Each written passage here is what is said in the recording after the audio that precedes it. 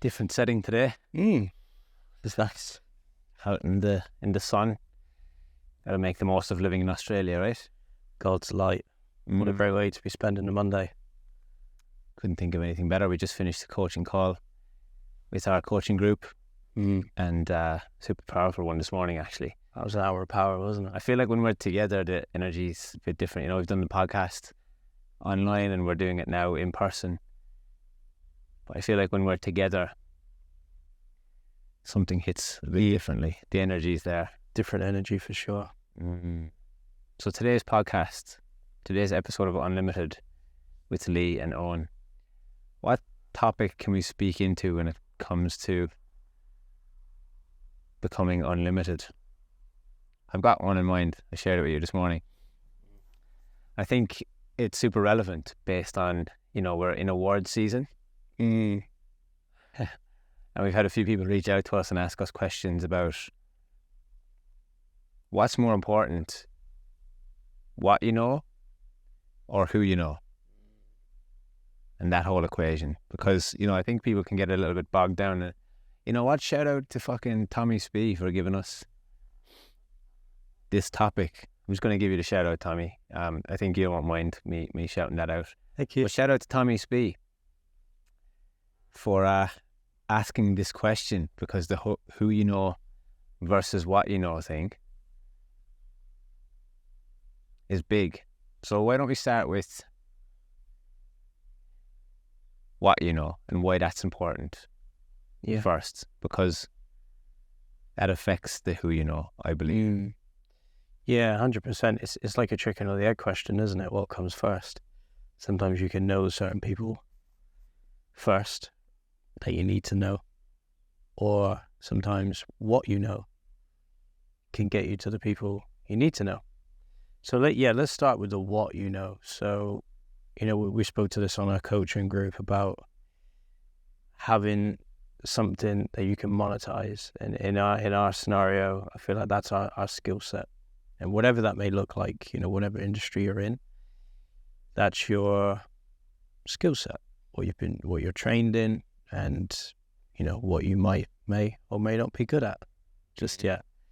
And that's, to me, that's the what you know.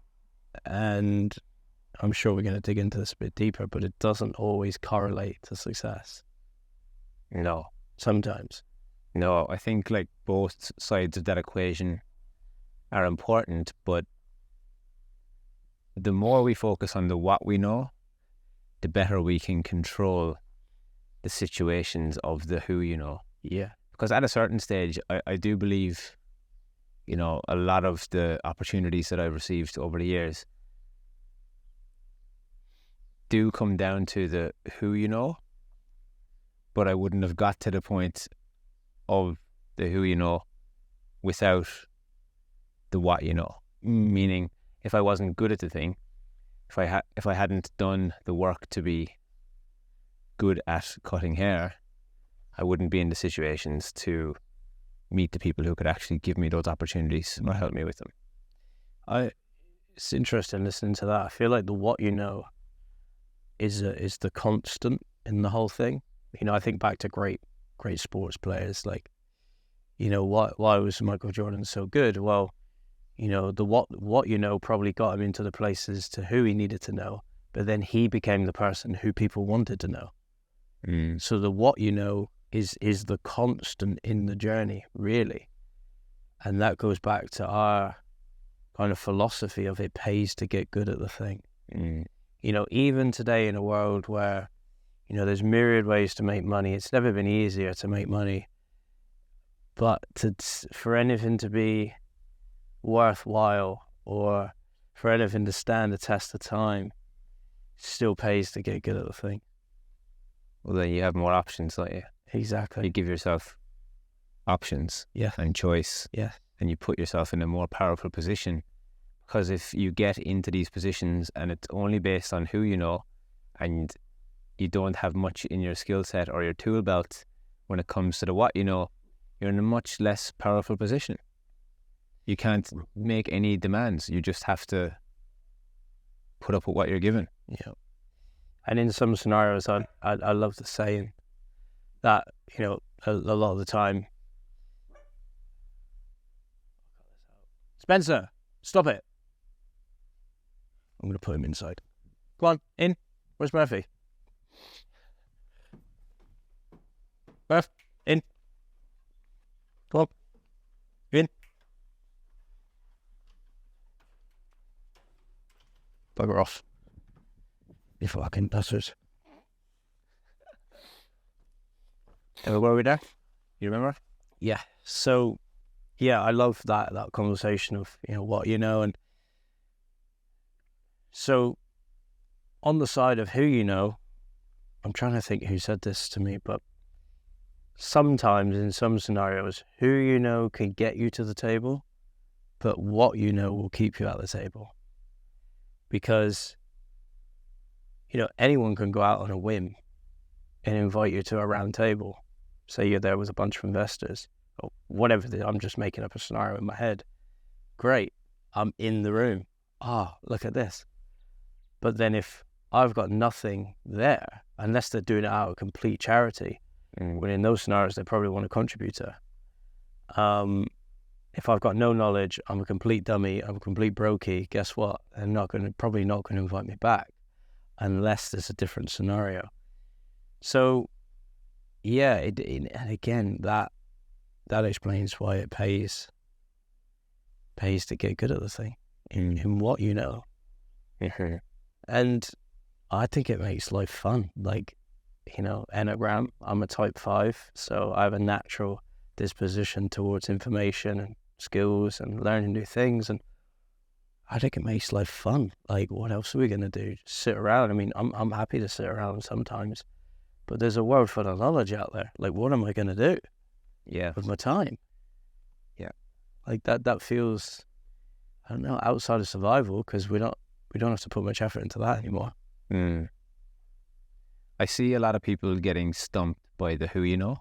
Like, that is enough to stop them from going after more of the what, because it's like, well, what's the point of learning this stuff anyway? Because it's not about what I know, it's about who you know. But my advice in that conversation is to become the who. And the more you know, the more of the what that you know gives you more of a chance to become the who. So then you don't just get a seat at the table, you become one of the influencing people in the table, and then the tables actually turn. Yep. And like, that's what we've noticed over the years. The better we get at what we do, the more we become the who. Because to me, signing up for a life where I'm only there based on the who and I'm not great at the what, it just doesn't sound appealing to me, because I might get to one table and just be stuck there for life. And I see that happen with people who are working with brands.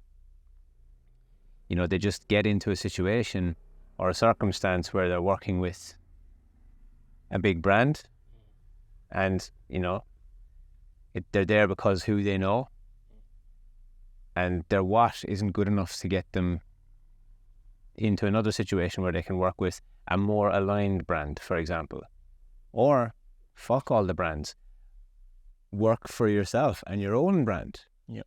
That's what we're doing right now. It's like every time you see us online, if you're watching this, if you're listening to this, we're always wearing our own things. Yep. Here it is.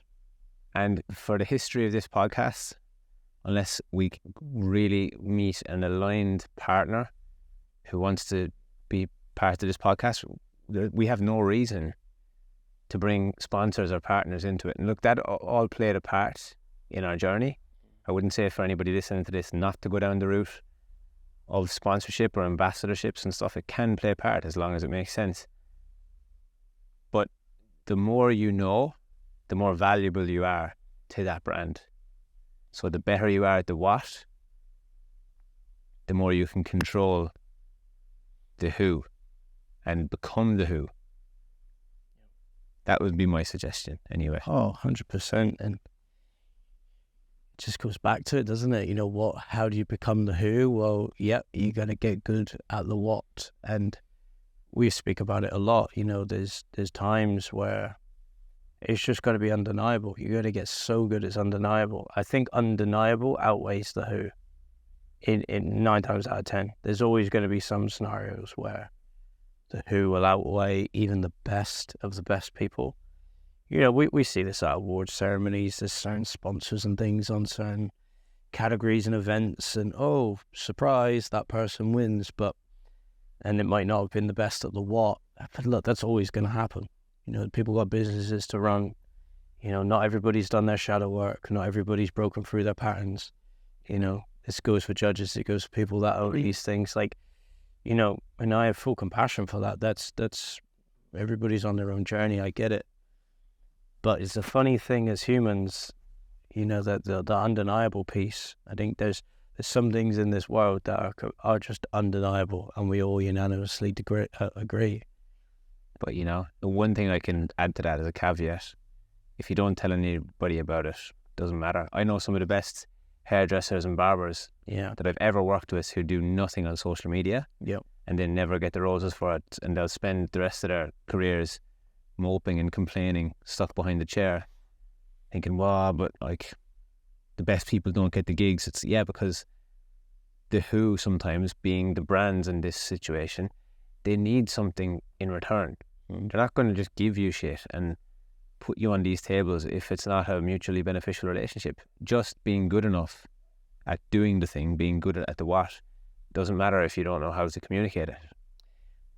But let's take that one step further. I think we're, you know, for anyone listening, this can probably sound like a very one-track thing. What you just opened there was a second skill. A second what. You opened up a second what there, which the first what was cutting hair. The second what was marketing. So, yes. And there's one in between. There's a what in between that. A brand as well. So we're opening up multiple whats here. And then, you know, your skill might have got you to that table. But then that was the first what. But the second what is marketing. If you're not good at the second what, guess what? It's not going to keep you at that table. So it just pays. It just pays in a world that's built on productivity and output and money and all these things, you know, and I don't, whether we agree or disagree, this is the way our world kind of functions. And I think, you know, part of what we have to do is find one of the best, most purposeful, noble ways we can move through it. But that's how the world moves. And it's, you know, I think Gary Vee said it, you know, it's never the strongest or the fastest that wins. It's the most adaptable, you know, and I love that's how we look at life now. It's like, do I agree with a lot of things? Not really. But if I don't adapt, well, what happens?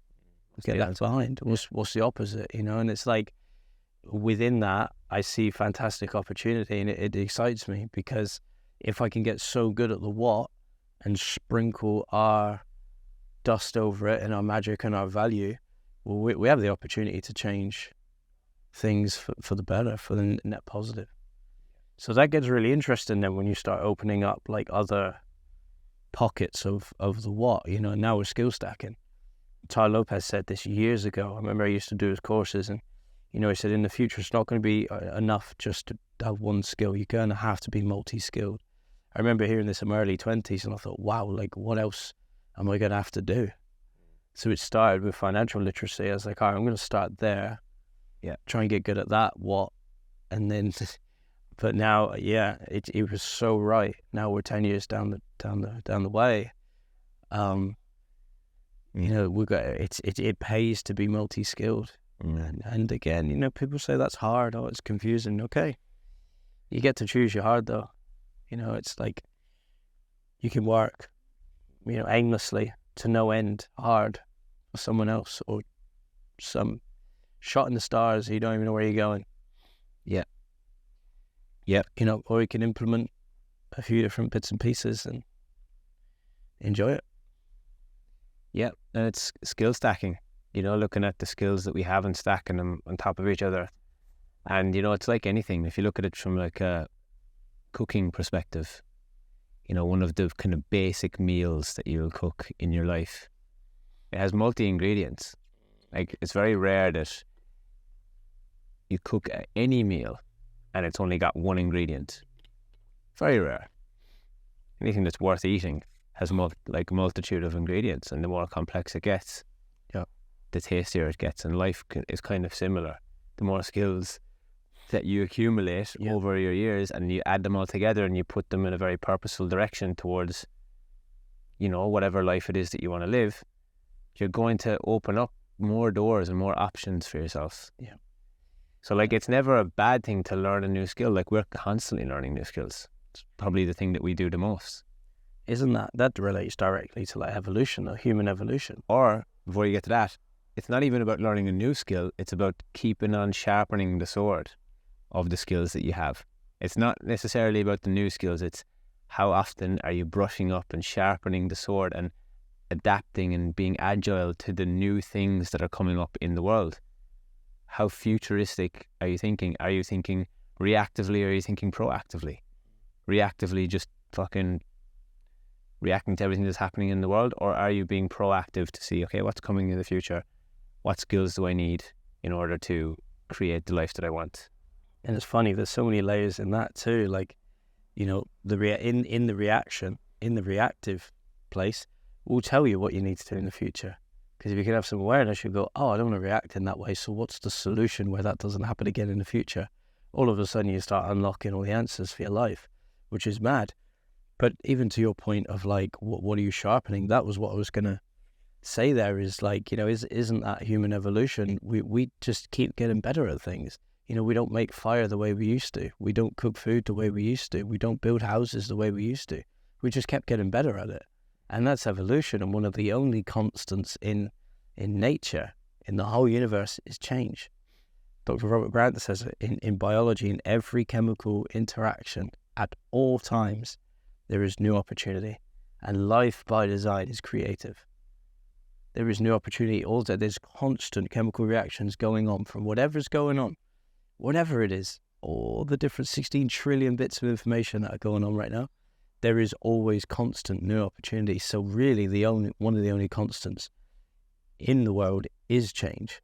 And that's why Tony Robbins puts growth in one of the 6 human needs, because it's so true. Yeah. Like, growth is paramount. Yeah. For human life and human enjoyment. Why? Because it's one of the guiding principles of nature. So, yeah, I think that's a great thing. What a great way to spend your time. If there's a better way, why wouldn't we try and pursue that thing? If we're not growing, we're dying. And if we're not growing, we're dying, exactly. And like, nothing stays the same. And to be, I think to think that that's going to happen is a little bit delusional.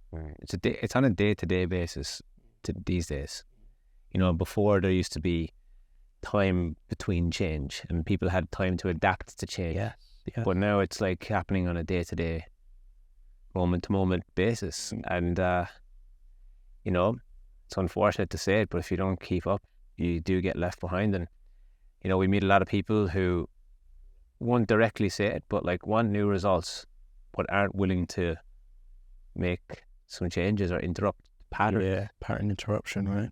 You know, and it starts with small things, like even just getting in the cold shower. You know, if you want to change your life and you can't have a cold shower, that's saying a lot. You know, you can't expect results on one end and not do anything or put any effort, time or energy into creating the new results. It's like I put something on Threads during the week being like, freedom isn't free. Let that one sink in. Yeah. And before we explain what that means, hear it again. Freedom isn't free. Meaning, there's time, energy, effort, money in some cases, and other things that you have to do in order to attain that freedom, or even sacrifice. You know, you brought a lovely thing into that this morning on the coaching call. It's like, what are you going to give up? Because it's not about just acquiring new skills. It's looking at the current skill set we have of the what and thinking, well, what is irrelevant right now? Yeah. Like one of the skills that I'm removing from my skill stack right now is the skill of hair, which is hilarious. Because I had a massive revelation during the week that we're not in the hair industry anymore. We're in the personal development industry, and we just work with people who are in the hair industry. We help the people who do hair. serve those that serve others. So what does that require? Yes, I'm good at the thing. It's got me to this point, but I don't need to get better at it. So I don't invest my time in hair education. I don't invest my time in watching hair videos because we're not at that stage. But when I was at that stage, I invested all my time in it. But I invested it very wisely into people who I thought were really good, and it made a lot of sense. And that, if we're talking to the what you know, that's a hack. And sometimes that takes some situational and awareness around who is even good to listen to. From watching your journey, that was one of your hacks, is putting yourself in front of good people from the start. Because you bypassed years of spinning the wheels. Years. Look how good you got, how quickly. Now, that wasn't the only factor. There's a lot of mental frameworks that you already had, which accelerated that. But one of the big ones was when you see better, you get to do better. And imagine if you didn't see anything better, you wouldn't have aspired and attained that level, maybe as fast. No. And so that's one of the tricks as well. It's like, guys, proximity is power. Who you choose to surround yourself with, that's generally who you'll become energetically, but also with what you see. Yeah. And it's amazing. Even with clothes and what we wear, whatever it is, it's weird how we start to morph, and start to repeat those behaviors and repeat those patterns. Yeah. I think early days, I urge people to try and find the best help and guidance that you can. Now, there is one caveat to that sometimes the best are so far ahead that they might not be good for a day one person. But then, does that mean they're a good trainer? So, say you get the best barber in the world, but all he's known for is being the best barber in the world. What are we talking about now? We just introduced a new what. So the second what is being a trainer. So just because they might be the best barber in the world doesn't mean they're going to be able to show you the best thing in the world. Yeah. And I heard that they'll show you how to get to the best in the world, because I saw that on a podcast. This guy was talking about Grant Cardone when he first met Grant Cardone. And he said at the time he was a fantastic mentor for me because he was only 3 or 4 steps ahead of me. He said, but now, to the average real estate investor, he's 100 steps ahead, and he's probably forgotten steps 1 and 2. He can't really show you that anymore. He's too far ahead. But then again, if he's a great trainer, he'll be able to relay that information to you. So I really think that's a massive hack, is to try and put yourself around the best help possible that relates to your situation. Yeah.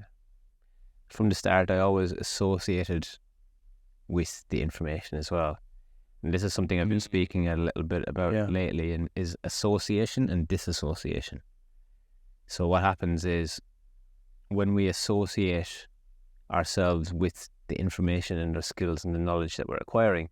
So when you're listening to this podcast, for example, associate with the information rather than disassociate with the information.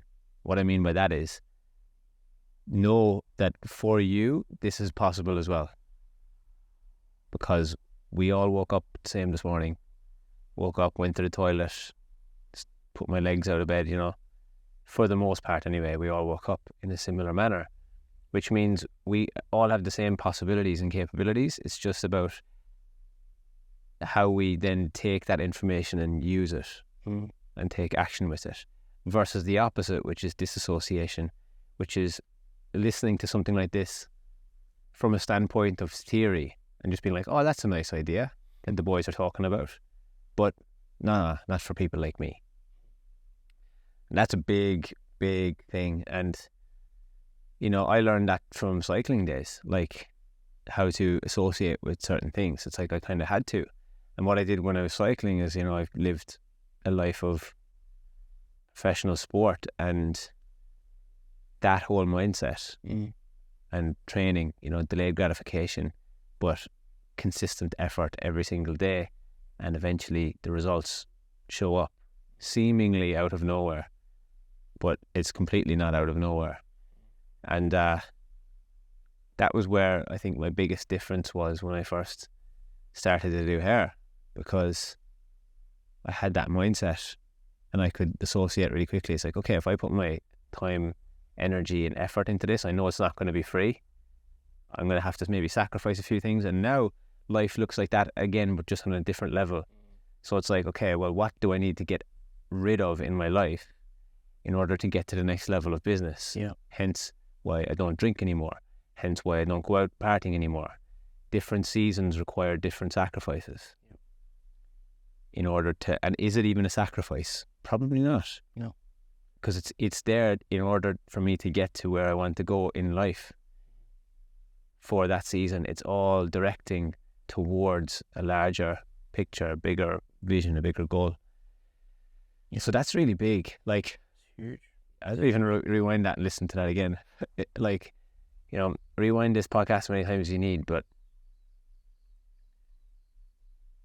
that has been a major unlock for me in my journey. Yeah. It's strapped me to a bloody rocket ship. And it's like, you know, it's also having the filter of who not to listen to. And that's also important as well. Like, just because you're at some tables and you know some people and it's the who you know, sometimes, and I've experienced this, I know people who know people, and there's people in positions of power who don't necessarily do that position any justice. And just because they're there doesn't mean that you need to listen to them. We've spoken about this on previous podcasts. My filter is that, do I like their lives or do I like what I see? You know, I don't really get swayed by the who you knows anymore, because I'm like, do I like their life? You know, the people that impress me are people with lifestyle design and are doing really well, life of freedom.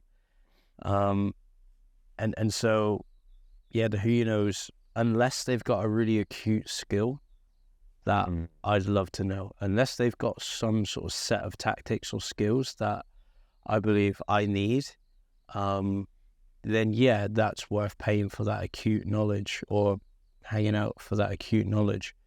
But there's a filter there. Yeah, there's a filter. Yeah, and if I don't really like the way that they're living, like in our industry, you know, not naming names, but I don't like what I see for the most part. You know, in the hair world, you know, I just don't like what I see, the way a lot of people live their lives. But that's fine. That's not a judgment. That's just an objective lens through my own filter of how I want to spend my life. I just don't really like what I see, because what's my proof in that? Why is that true? Well, the conversations that we have, these people aren't that happy. They're not that joyous. They don't jump up and say, yeah, life's grand. You know, I've got a lot of stuff on, but God, I love every minute of it. You know, this is aligned work. This is purposeful work. I'm making this. You know, it might be a lot. It might cost this. It might do that. But we might struggle at times. But look at the impact I'm having on people. That lights me up. Like, I never, ever, ever hear that. We never have that conversation. Now, the people we do have those conversations with, the people who leave our coaching courses, they do. They're like, wow, this is a life worth living. You know, we've had a lot of those conversations lately, but that's generally not what we get from the so-called who you knows in the industry. So it's a very, very interesting one. Yeah, it's huge. It's huge. And so take us, you know, this is not for like blowing smoke up our own asses or anything, but like take us, for example. We both got very good at the thing, and look what it's done for us. You know, we didn't just stop there. We're now enjoying our lives. You know, we gave those skills utility. Yeah. To keep going, to keep moving, to build a life of freedom and joy. You know, if I saw that in our industry, which I don't see, then, you know, I would love to follow those types of people. Yeah. You know. Yeah, it's powerful stuff. And, you know, I think it's important to question the blueprint at all times and make sure that we're writing our own story. Like, that it's our story that we're writing. And we're not just falling in line with what the norm has been up until now. Yeah. Because new results need new behaviours. And if we don't behave differently, we're going to continue to just get the same results. 100%. You know, if I as a cyclist, I love bringing other industries into it or past experiences in different contexts. As a cyclist, if I got up every day and I just did the same training session every single day, I wouldn't have much variety in terms of my skill when it came to the what. If I didn't that's why we, when we train in the gym as human beings, an optimal way to train is to train in a balanced way, right? Like you basically train upper or lower on another day, your back, your chest. Like if you just consistently trained just chest, like that episode of Simpsons, when Homer gets a really big arm because he just does bicep curls with one arm. Big old arm. Just wouldn't be great, would it? It wouldn't be an optimal result. We see that in the industry, don't we? Like, it happens. People get so good at the one thing, like fading, for example. And then this whole like idea of that's what barbering is. Oh, it's just fading and putting lines in people's hair. It's like, no, guys. You wonder why you got shit clients and you can't put your prices up and you got to close your business. Like, fuck. That's what happens. Like, it's ridiculous. What can help that is to constantly develop your skill. But look, I mean, the flip side of that is like personal brand. I mean, it's never been easier to, market and tell people what we want to do. So the flip side is sometimes people can fall into the trap of just doing the one thing. And if that makes them happy, fantastic. But the reason we speak about this is because we've talked to thousands of barbers at this point. In the amount of time that we've been doing education, thousands. And, majority of the conversations, I'm not happy. Yeah. Like majority of people would prefer to have more. Not even in a greed sense. Like, we're not even talking greed because the average barber's they're making that much. Like, we're talking they just like to be, adequate in life and see a bit more for themselves and their families. So, yeah, that's just kind of where it goes. Yeah. And look, ultimately, it's like the who you know versus what you know equation. Ultimately, what is the end goal of both anyway? Like, what is it that people want on the other side? Yeah. For me, to sum it up really briefly, I would imagine or I would assume that it's freedom and whatever that looks like to the individual, because if there's no utility to certain things, for example, in the awards category, because, it's award season and I think it comes up in that, it's like, it's more about who you know than what you know. But what's the utility of entering the awards in the first place? And I think that's a really important thing to get clear on, because if there is no utility to it, then why are you getting involved in the first place? Why are we even doing it? And when I say utility, it's like, okay, what is the result that we want to get out of this? Yeah. Is it industry recognition, or is it let's do this and get more clients? Yeah. And for the most part, clients don't really care. They don't. They're coming for a result. If I like pizza and I go to a pizza store and they have like 10 times pizza of the year written on the wall and they deliver a good pizza, I'll be happy with it. But expectations go up with that too. It also comes with a different expectation. If you just do a shit haircut. Yeah. Or if I go to a normal pizza shop and they make a nice pizza, I still get the pizza. Yeah. I'm still happy with the product and like, there's pizza shops that I love going to and have gone to historically that have no reference to awards whatsoever, and they still make money. Yeah. Now, it's a funny old one, isn't it? Because I guess our context is our industry, the hair industry, and like, the who you knows in the hair industry is more, if how we got asked that question was more in terms of awards, like yes and no. Like, is it, we're thinking about the utility of the who you know. It's like, just be careful, because you can weaponize that. That's a strategy, right? It's like, look, I'm just going to lick ass until I get to know everybody that I need to know, become really pally with them. I'm going to lose myself in the process, but at least I'm going to know everybody and hopefully win an award for personal gain. That whole framework is okay. The thing that could be detrimental is the losing yourself in the meantime. And we see this, people licking ass. Do what you want with your life, but one of the dangers is, an identity crisis, because we don't know how long it's going to take to become pally with these types of people. You don't know what you're going to have to do to become pally with these types of people. So if you sell your soul to the devil in the meantime and desert yourself, you're not going to feel that great, because trust me, it's called, what is it called? The arrival fallacy. Once you get the thing and then your body's satisfied, there is no more adrenaline anymore. There's no more dopamine to progressing, growth, to get into the thing. Once you get the thing and you know the person and the dust settles, the body goes, okay. Well, probably should have worked that one out. They're just like me. They're a human. And when that settles, and then the next thought will probably come in, oh, damn, yeah, look at what I did to myself in that time just to get to know this person. Yeah. Like I sold my soul to the devil. And we see this. Instead of, like our free training that we did online just recently, focusing on your own authentic personal brand, and then potentially getting to the point where, energetics, if our paths align, our paths align. If we're meant to meet, we're meant to meet. We will meet. And then, even better, this is one of the first times in history we can surpass that point of you become the who to know. Get there on your own terms. Yeah. When you're there on your own terms, you have the choice, you hold the power. And like a lot of the time, it's a lack of patience in people. Yeah.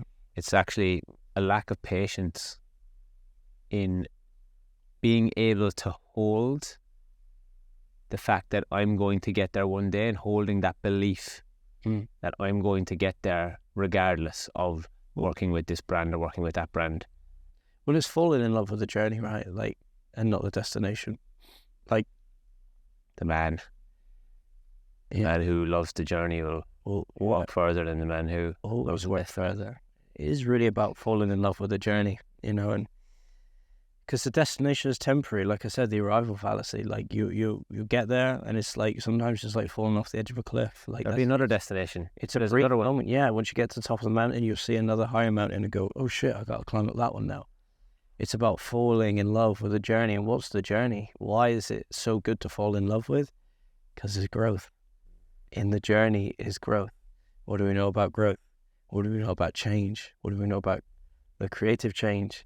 Is that it's one of the constants in nature and human life. At any given moment, there is constant opportunity for new growth. So that's such a beautiful thing because it's so innate in us. Imagine, I don't know how you could ever test this. Maybe ChatGPT knows the answer, but imagine if we asked, if you take growth out of the equation of a human's purpose to be here, what would we do? I think that takes a massive, this is it. This is it. We're done. It does not change from now. What's kind of ironic about that, or a little bit crazy about that, is I feel like most people think that getting to the point where they don't have to grow anymore is the goal. Yes. It's like, I just want to get to this point where I can just put my feet up and chill. But the journey that you're going to go on to get to that point isn't going to give you the satisfaction when you do get there, because there's always going to be more. Always. It's like the whole email inbox thing. Clearing out your email inbox today, well, it's just going to fill back up tomorrow, and you just keep playing the game.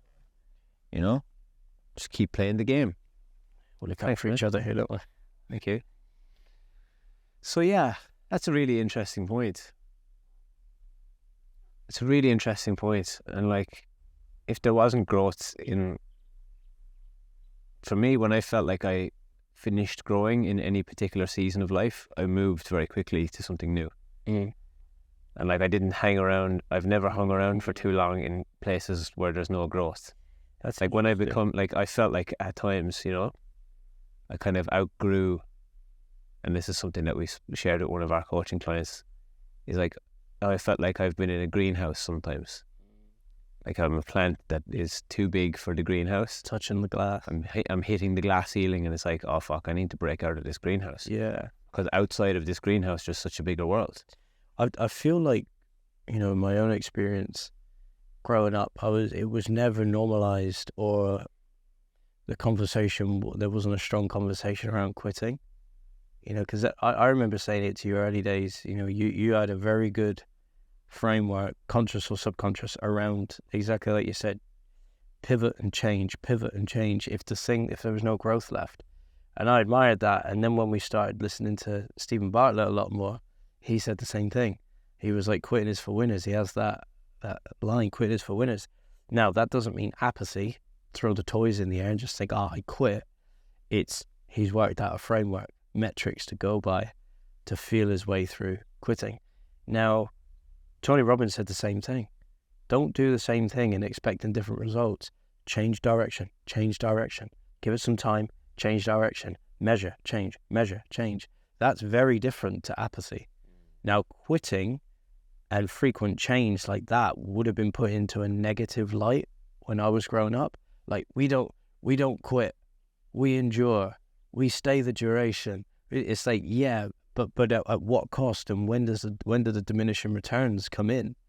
And so that's what I love about that, is like, I think in education, in leadership, in everything, even in barbering, like the conversations that we have with some people about trying to force people into the industry, keep them in the industry, maybe it's just got to change. Like, maybe people need to quit and leave and work out life on their own terms. Guys, we don't have to do this. We don't have to do any of this, because we haven't normalized that conversation of, okay, maybe I want to change. It definitely wasn't normalized for me anyway. And I'm only just learning it now in my 30s. Like, it's okay to change. In the last 3-4 years, we've had a lot of changes, and I've kind of swiftly moved with them. You know, it doesn't mean it's been easy. It doesn't mean there hasn't been old patterns that have crept in and tried to pull me back in, but it's been my understanding, my conscious awareness of, okay, I'm gonna flirt with this idea, this quitting idea, this changing idea, and it's beautiful.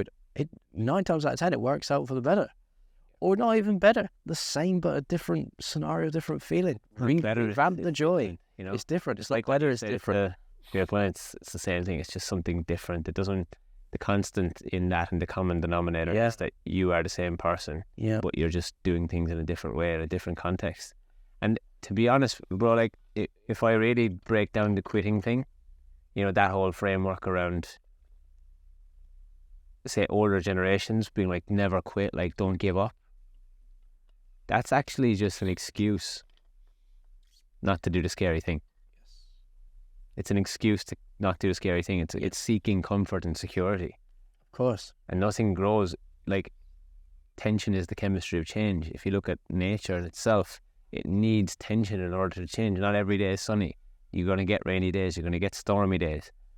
And it's in those moments where you're getting presented with an opportunity and a sign to either take it and change or don't. Yeah. And like, we literally spoke about this earlier, you know, being that leader for yourself is super easy on sunny days like this, where it's just cruisy and nothing's a problem. But it's when shit hits the fan and you need to make a decision and your values are being questioned, your values are being challenged, that's the true test. And that's when it's time to make the change. And the universe will keep presenting opportunities until you do make the change. And then what can you fall back on? The what. How good did you get at the what? Because we've been presented with some of those opportunities lately, and thank God we had frameworks. We've gotten good at the mental fitness, you know, how to think about things, the frameworks, the values, the systems, and we got our way through it. And it's no matter what you do, it just pays to get good. And a caveat I'll put on progress and growth is, like, you know, I think people can get misled by this thing of like change for change's sake or growth for growth's sake at all costs. Like, we're just going to change just because. It's like, you know, if it's just a chuck it into the wind idea, like, and it's not calculated, Is it good? Because not all change is net positive or net beneficial. Like, I love the idea of growth and change if it benefits human life. Like, again, like Paul Chek always talks about, where do we get our moral from? Most people don't know how they developed their moral compass. They were given their moral compass. Well, is it life-affirming? Is it not? Let's not make changes that aren't life-affirming. Let's just start there. And then let's readjust our compass to life-affirming decisions. Now, is a new trend in a haircut a life-affirming decision? It doesn't have to happen. Yeah. But what that proves to me is it's so good to be a human right now. We're so privileged that we get to mess around with hair. That's why it proves to me that it doesn't have to happen. But what can be the positive in there? Well, new ideas, new ways to do it, new ways to do the thing easier, faster, different, better quality, so we can monetize that and live a life of freedom. Like, that's really all it is. Nothing in there was spoken about self-worth, how it looks, you know. Am I more valuable to the world? Does it, I look so good, feel so good, you know, I'm so much better. No. That's an opinion and a belief. And guess what? Our beliefs aren't in our control either. They were given to us too. Our beliefs were all given to us. Yep. So, conscious change. That's the one. It's not change for change's sake. It's conscious change. Conscious change. So, like, it's beautiful. None of the changes. I would put myself in the category of somebody who changes and adapts and is agile and moves quick on things and can let things go, not too attached. That's something that I would put myself in the category of, but I would never do it without consciously going through all scenarios first. Yeah. You know, bringing logic, bringing reason into it, thinking about the downstream effects of it, and also thinking about the downstream effects of not doing it. Because this is the thing too, it's like, it's one thing changing, but what if you don't change? What happens when you don't change downstream? Yeah. What's that going to result in? Because, like, change can equal results, but not changing also equals a different set of results. Yeah. And which one is it that you want? Because nothing happens. I'm telling you this now, guys. I don't know if you've recognized this yet, but if you don't change something, nothing changes. It's that whole saying of, like, nothing changes, nothing changes. And don't fucking disassociate with that. Associate with it. It's not just a nice, pretty quote. I think we can all associate with that. Like, anyone at any point in their life can associate with that. There's something we all need to change. It's super powerful. Super, super powerful. The whole world has just been constantly changing. Constantly. But, like, the conflict is we were seeking so much security and safety. It's so funny. It's like this whole, like, but it's perfect. It's duality. It's the way the world was set up. You know, so who the fuck knows what's going on here? Who knows what's going on here? But yeah, I know that is a reality. There needs to be duality, and to not be grateful in those those times, like when it's raining and when people are upset by the weather. It's like they can't hold duality. Yeah, that's what it is. It's like I'm going to be upset by all of the external circumstances because I can't hold duality. They need so much certainty. And if anyone wants to challenge, growth, change, all this stuff, what more proof do you need than history? Show me a decade that stayed the same as the last one. We're about to enter into the next chapter. Is going to be the biggest chapter of human history so far. With the most amount of change. Yeah. And the more vast you can be in terms of the skills you have, the better you get at the what, whatever that is. Yeah. It doesn't really matter about the who anymore. And we're trying to remove the who's. The only who's that are important to us are the people who are directly involved in our world. Yes. And, like, that is the filter now. It's like, it doesn't matter. Yes, if you can marry the two ideas, if you can marry the what you know with the who you know, that helps a lot. It does help to know people. And if that becomes your, like, community and your environment, that's a force to be reckoned with. I think that's the dream. But then it's like the whole thing I saw the other day. The man who's a friend of everyone is an enemy to himself. So if you're just friends with everybody, you can be an enemy to yourself. You can lose yourself in the You abandon yourself just to be everyone's mate, and not everybody it's impossible for everybody in the world to get along. It's like I was driving down the street the other day in Melbourne, and driving through Caulfield, and there's a lot of like Orthodox Jews there and like different communities, and I don't know what was going on. It must have been like a church there or something, and I was driving through, and there was just families everywhere, and you know, they were wearing all of their whatever it is that they wear. It's like a very thing like they wear going to church. And I just had the observation, and I was just thinking like, wow, like these people are living such different lives. Like they actually like really do live in a different world to me. Yeah. Like really do live in a different world to me. And like sometimes we can become so insular as humans and just think that like our world is the only world that exists. Yeah. And it's not. Like there's so much going on outside of our internal environment that we're unaware of. And like, I guess the more awareness we can bring to that, the easier this conversation becomes to absorb. I love, you know, thinking back to the quitting piece. I don't think we're done there. I love what you were saying about. Oh no, I'm ready to quit. I'm ready to quit. No. But like that bringing that conscious, I think the way you can quit so fast is through consciousness, because again, you're saying it's in the words. You're assessing all case scenarios, whereas what we generally see is people will change because someone else is changing. And what has that done? That's removed the responsibility of consciousness. They're just trusting. Say I saw you do a thing and I put no thought into it. It was an unconscious thing. I'm just going to change. Why? Because Owen's doing it. I am trusting that you've done the due diligence for me. Mm. And that's what's happening on social media. That's what's happening online. All these barbers are out there are wearing the clothes that the next guy's got, cutting hair like the next guy's got. He's got no idea if that's even making him money, bringing him clients, making him happy. Got no idea. All we're doing is trusting that these people have done the due diligence for me. And that breeds irresponsibility. Like, we've got to take some responsibility for our own lives. And that's why I say my filter is, do I like the way they live their lives? If it's unclear, I need to dig a bit deeper before I adopt their beliefs and their patterns. That never happens. Your latest influencer chucks up a brand new haircut that looks horrible on the guy and it's just horrendous, another trend. But we're all going to do it. Nobody's even looking at the guy's face to see if he looks happy. Yeah.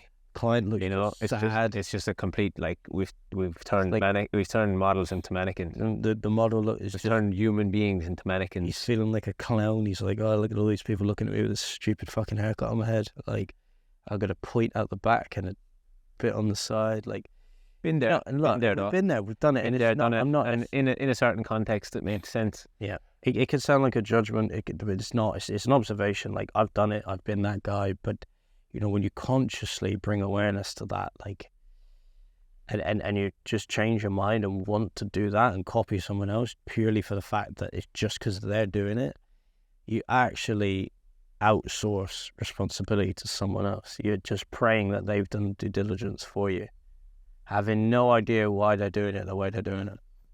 But it's kind of like, you know, and without, for lack of a better word, it's the blind leading the blind. And like, we're seeing it now in our coaching group. Like, you know, if you haven't gone to the effort of figuring out what it is that you really believe in, and you have a purpose, you have values. And values is kind of the most important thing there. It's like, if you haven't put the effort into or had any curiosity around what are my values really, then everybody else will influence them. And there you go. You won't have any control over your own life because you're always relying on the next trend to tell you what to do. Yeah. And that's why I can't get behind the trends, like we spoke about in previous podcasts. I can't get behind them because I fundamentally don't believe that the people who are creating them for themselves a lot of the time. Yeah. Or the people who are not even creating them, maybe the creation in the early adopters phase is maybe they're the ones creating them, but the ones who are multiplying them and getting them to larger audiences aren't always doing it from a pure, authentic place. And, you know, what do we know about humans and behavior? We're pattern-driven creatures, and we how did we learn how to walk as kids? We saw our parents walk. We modeled everything that our parents did. And a lot of people don't get out of that. They just keep modeling what they're seeing. Yeah. And like they look at people as role models, and not a big fan of the role model thing either.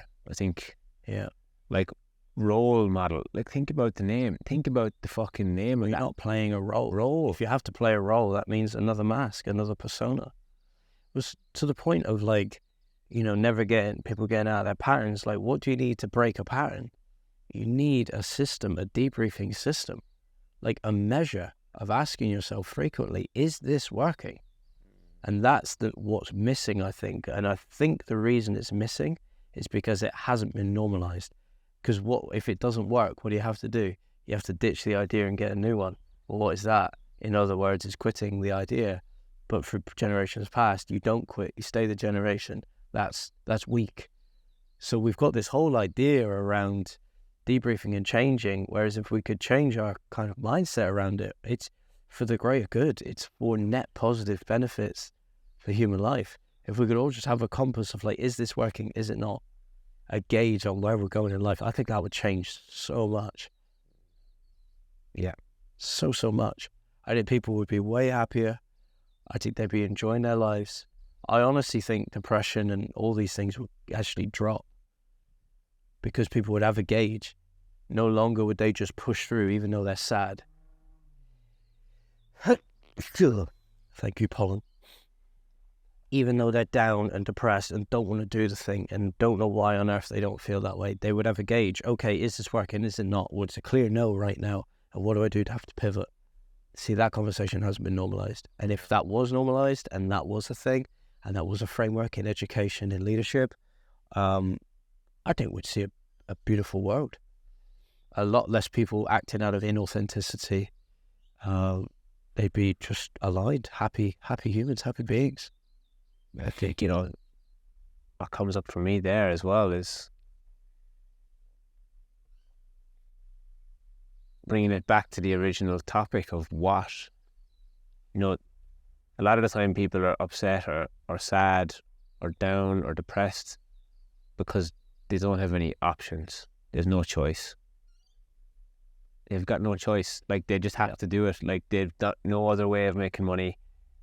Like, we need money to survive in the world, and that's why we speak about it so much, because it's the thing that can sometimes get people to take action. A lot of us historically have done things for money that we don't want to do, and I think we dress it up to make it out to ourselves, to try and convince ourselves that we do like the thing. See that happen a lot. And getting good at things and spreading your skill set a little bit wider allows you to have that choice. And when you can have that choice, then you can really start to live from a place of values and not from a place of desperation. It's like the thing in Rich Dad Poor Dad, when he's sitting with the two kids on the bench and he's looking at the homeless guy going through the bin. He's like, most of my employees are like that. Yeah. People who say they don't care about money, but they're the same people who are working 9 to 5 or working 40, 50 hours a week. Yeah. Oh, no, money. I'm not in it for the money. Okay, that's a nice story that you're telling yourself, but like, get really honest, And sometimes it's not the fact that they're not being honest; it's the fact that they don't yet have the awareness, or they haven't been exposed to such conversations, or they haven't read the books, or they haven't been brought to that door of enlightenment or awareness yet. So they can't make the conscious change, and sometimes they'll make the unconscious change. And what I mean by that is, like, it will get to a point where it's absolute boiling point, burnout, breakdown, psychosis. I don't know what's it going to take. Well, and then they just have to change. Like, they have no choice because the pain of staying the same has been insurmountable. Like, they can't get past it. And I think to drive that one home even further, to our point of the truth in changing direction and quitting has been demonized for so long. What are we doing when that pain gets so much? Because there's pain everywhere. But what do? Instead of changing, we numb it. Here, take this tablet. Oh, you're sad, you're down. It's not, oh, what's the measure for your life? And have you considered a change? It's, oh, you're down? oh, here, take this. You know, we don't even, that's how Keep much. you there, though. That's Keep the you key. there. Yes.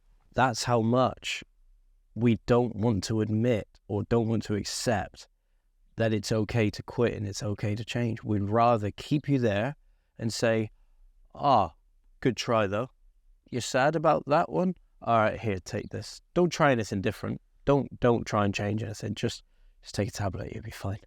Yeah. You know, and that is where our Western world, anyway, is at. I mean, if you imagine, I don't know, hunter-gatherer, we were left out in the wilderness on our own. We had no other idea. We would have just kept changing, kept trying it different. It's like people, I don't know, when did fire first come about? When did we first start sharpening bloody things? It's like... Or shelter, you know. Like you sleep outside one night and you get blown around by the wind or you get rained on. So what do? Yeah. Look at that tree over there. What I might do is get that tree and that tree, and I might put a little bit of shelter over myself for tonight so that I'm not going to get wet this time. It's like, it's learning, it's debriefing. Because to dull it down and ignore that part of the human brain is such a disrespect to the human brain, because it is one of the differentiating factors between us and animals is our ability to say, what if? Animals cannot do that. They don't have, the neocortex is tiny. Some animals have none and some animals have a tiny one. Ours is like 30% of our brain. A chimp, it's like under 10%, I'm pretty sure. It's tiny. And so our rationale, our ability to say what if is the differentiating factor between us and animals, and our thumbs. That's the big ones. So then, does it not make sense? It's such a disrespect to the human, the vessel, this meat suit that we wear, this processor that we have in our mind, and this intelligence we have in our fascia. It's such a disrespect to that whole divine thing. It's so perfect, yet we're not using it. It's all here. The answers are here. We're just not using it because we're saying, oh, that didn't work. Oh, here, just, numb the pain, numb the feeling.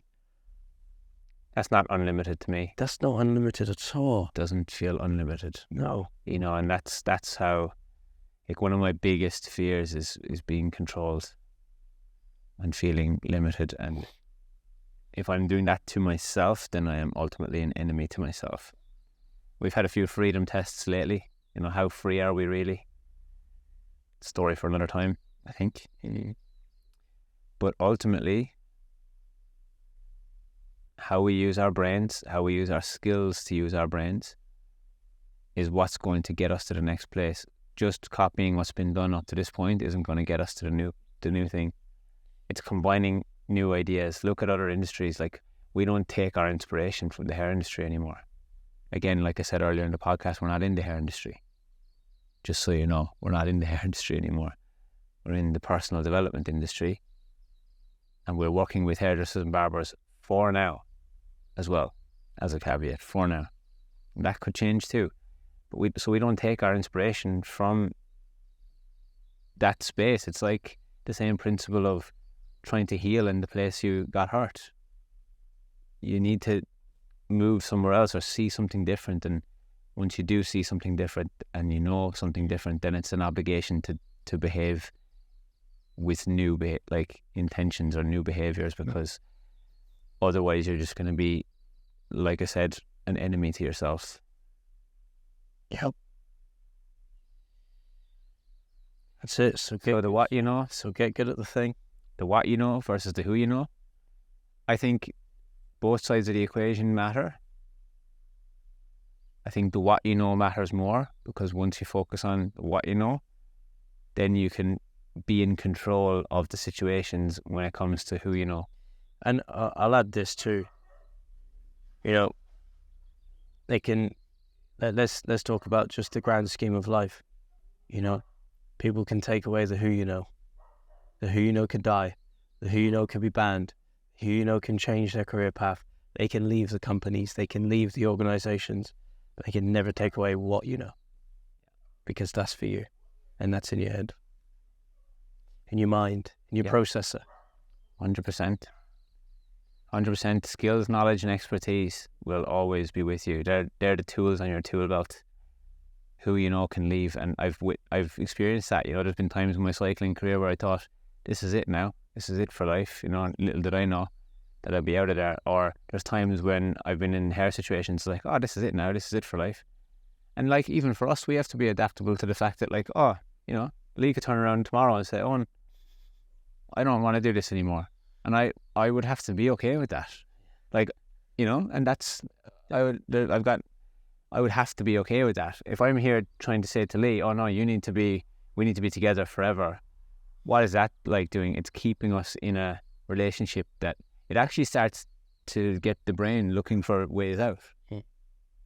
Yeah. And then what does that lead to? Resentment.